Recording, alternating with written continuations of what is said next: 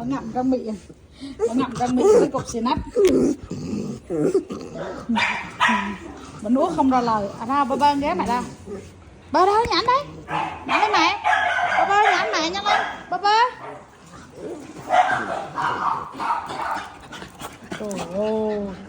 Bơ. Bơ vô đây. Bơ ghé mẹ đâu. À bơ ghé đâu. Tôi ta. À bơ đây. Mẹ cô. Ôi đù rồi. Cái gì đó. Không rành được đâu. Ngặn rứa ra. Ôi đù rồi. Ngặn rứa ra mà mừng đó. Mừng.